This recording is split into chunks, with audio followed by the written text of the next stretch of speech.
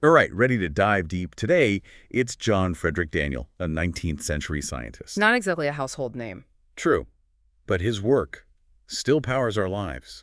Batteries, we're talking batteries, the kind in our phones, even electric cars. Wow, someone from the 1800s. Still impacting us today. You bet. And our sources. Excerpts from a biography paints a real picture of him. And a timeline of his discoveries. Amazing perspective. So we're going to see how practical experience and the academics lead to big innovations, like his. Exactly. Okay, let's go back to the start. John Frederic Daniell, born in London, 1790.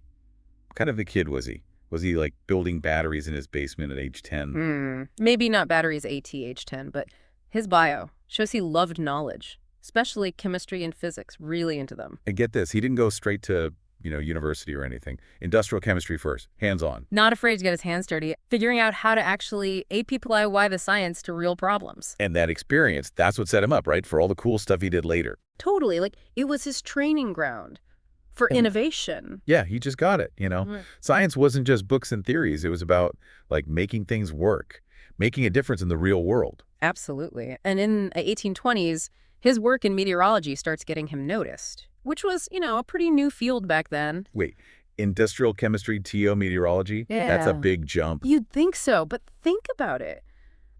Both need careful observation. You got to measure things precisely, deep understanding of nature. So maybe there is a link there, like the same kind of thinking applied to both. Exactly. And in 1823, he publishes his first paper, science paper, gets him into the Royal Society, a fellow, big honor. Wow, yeah, no small thing. Shows you he was already making a name for himself. And young. Yeah. But doesn't stop there, does he? Yeah. Professor at King's College London next. Yes. 1831, first professor of chemistry there, brand new institution, King's College, was not just any teaching job. He was the guy in the field, clearly. Imagine being his student.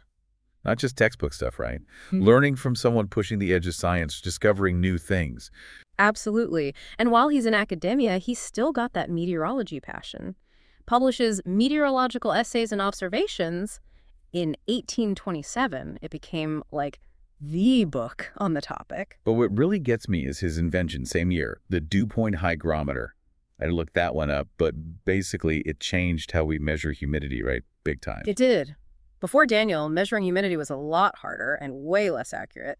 His dew point hygrometer, so much better. Changed a bunch of science fields, actually. So, like, scientists now understand and predict weather, all because of this. That's huge. It is. And, it makes you think maybe his meteorology work, knowing about solutions and measurement, influenced his battery work later. Oh, I see it. He wasn't just jumping around randomly. There were these ways of thinking he used all the time. Exactly. All comes together in 1836. The Daniell Cell. Not just a better battery, it's a whole new ballgame. Okay, time to dive into that Daniell cell. What made this thing so revolutionary? Well, it fixed a big problem with earlier batteries. Polarization, they called it. Polarization, huh? Explain it like I'm 5. Okay, picture a basic battery. The Voltaic pile. As it's working, hydrogen gas builds up right on the copper. That blocks the flow, weakens the current, like it's choking on its own waste. It's self-sabotaging. No wonder those old batteries were so unreliable. You got it. And this is where Daniell's genius comes in. He figured out how to stop that polarization. Stable, consistent power, way longer. No more batteries dying after 5 minutes. Must have blown people's minds back then. It was a huge EG deal, not just stable. Higher voltage, too. More power for, the things people were inventing then. Which in the mid-1800s, that's like the telegraph. The world's getting connected with wires, and his battery is powering it. Right at the heart of it, the Daniell Cell. Reliable, strong enough to send those signals long distances, across countries, even oceans. Think if they tried that with the old batteries. We've been like trying to call someone miles away with a walkie-talkie that's dying. Exactly. Daniell Cell made it possible. Shrunk the world, you could say. Like the Victorian internet. People talking, information spreading.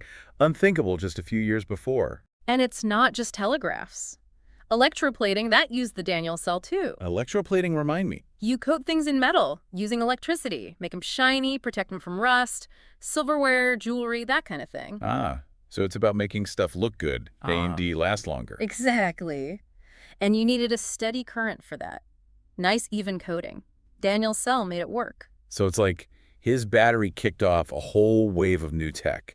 Reliable electricity. Innovation goes wild. Absolutely. He understood the chemistry, thought differently, solved a problem that was holding everyone back. And to think, this is the guy who started out just messing around with chemicals in a factory. Shows you, science isn't always a straight line to discovery. Sometimes you need different experiences to get that spark. Couldn't agree more. Daniell shows us innovation, often where different fields meet. Ideas crash together, boom, something new. Makes you wonder about all the other scientists we never hear about, the ones who did the small stuff that led to the big stuff we all know. Totally. Science is rarely just one person, right? It's teamwork, building on what came before, everyone pushing a little further. So we're deep into John Frederic Daniell here, and I think it's safe to say the guy's a legend. No question. His story's inspiring. Curiosity, cleverness, passion for figuring things out. That can change the world. It really can. And maybe it's a little challenge to all of us, right? Be curious.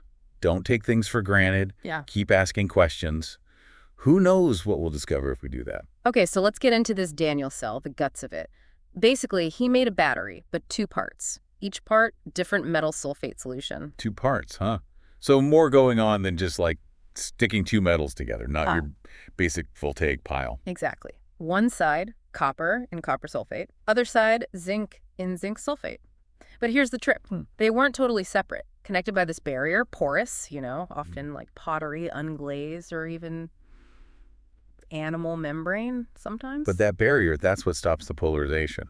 Bingo. Think of it like a one-way door. Some things can pass, ions, but the solutions, they don't mix all willy-nilly. That's key. Okay, I'm following.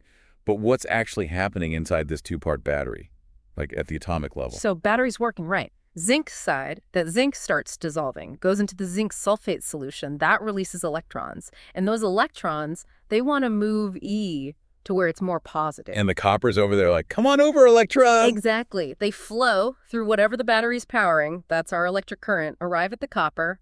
At the same time, copper ions from the solution, they grab those electrons, become solid copper, stuck to the electrode. So 2 things happening once. Zinc dissolving, copper building up.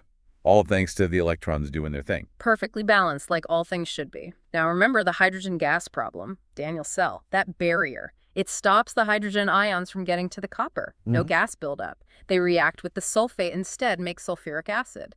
But that stays put. Barriers like a bouncer, eh? Keeping the troublemakers out. Best bouncer ever. No hydrogen buildup, no polarization, steady current, reliable. What more could you ask for? So no more sputtering, dying batteries. Must have been a revelation back then. Huge leap. And not just stable, higher voltage, too. Yeah. Meant you could power more, demanding things, whatever they were building back then. Mid-1800s, we're talking. The telegraph, Daniell's battery comes along just in time. Right when they need it. Strong enough, reliable enough for those long-distance signals. Across countries, even over the ocean. Imagine trying that with the old batteries. Piff, ifty, forget it. Like trying to use a walkie-talkie with dying batteries, but you're miles apart from your friend. Exactly. Daniell cell, that made it work. World got smaller all of a sudden. The Victorian internet, basically. People talking, ideas spreading. Couldn't have happened without it. And it's not just telegraphs. Hold on. Electroplating. That used the Daniell cell, too, big time. Electroplating now, remind me. You coat things in metal, thin layer, using electricity, make them look nice, protect them. Silverware, jewelry, that kind of stuff. Ah, right. So it's about shiny and strong. Exactly. Need that nice, even coating for it to work right. Daniell cell provided the steady power for that. So his battery, it's like it kicked off a whole explosion of new technology. Reliable electricity. Everything changes. Absolutely. He saw the problem, understood the chemistry, fixed it, and suddenly, all these new possibilities. And we owe it all to a guy who started out, just playing with chemicals in a factory. You never know where those breakthroughs are going to come from. Science is funny that way. Totally agree. Daniell shows us sometimes it's about combining different fields, Ideas from here, ideas from there. Boom, something new is born. Okay, so we know the Daniell cell was huge EE back then, but what about now? Our batteries, are they like direct descendants? Or is it more the ideas he came up with? A little bit of both, honestly. I mean, we don't have Daniell cells running our phones, obviously. But the stuff he figured out, stable current, more voltage, keeping those solutions separate, that's still battery basics today. He kind of laid the foundation then. Like he figured out how to make electricity behave in a way people could use EE. Yes. Exactly. Think about how batteries changed over time. Voltaic pile, then lead acid, car batteries. For ages, those were the thing. Now lithium-ion in everything. Each step builds on what came before, right? And Daniell, he's right there in that story. Batteries weren't just a quick burst anymore. They could last, be dependable. Yeah. And that's when things get interesting. All sorts of new possibilities. It's wild how one invention, it just echoes through time, changes how tech develops for generations. Look around. It's true. Batteries power our whole world. Phones, laptops, cars. Even the electric grid itself is using batteries more and more to even things out with all the solar and wind power coming in. It's what happens when you make a real breakthrough. Daniell Cell, it's history now, sure, but it's legacy. It's in every gadget we plug in, every light we turn on. Easy to get lost in the technical stuff, but this was a guy, right? Dedicated his life to pushing science forward, experimenting, not afraid to try new things. And because of that, he changed the world. Probably more than he ever realized. It's like a lesson for us. Yeah. Think different, see the connections nobody else does. That's where the big discoveries are. It makes you wonder, how many other scientists, we don't even know their names, but they did the little things that led to the big things. For sure. Science is rarely just one person, right? It's building on each other's work, all these people working away, pushing the limits of what we know. So, wrapping up our deep dive into John Frederic Daniell, I think we can all agree the man deserves a round of applause. Up there with the greats. Absolutely. Inspiring story reminds us that. Curiosity, being clever, wanting to figure stuff out, that can change the world. It really can. And maybe that's something we can all take away, right? Keep that curiosity, keep asking questions, never stop learning. Who knows what WE might discover out there?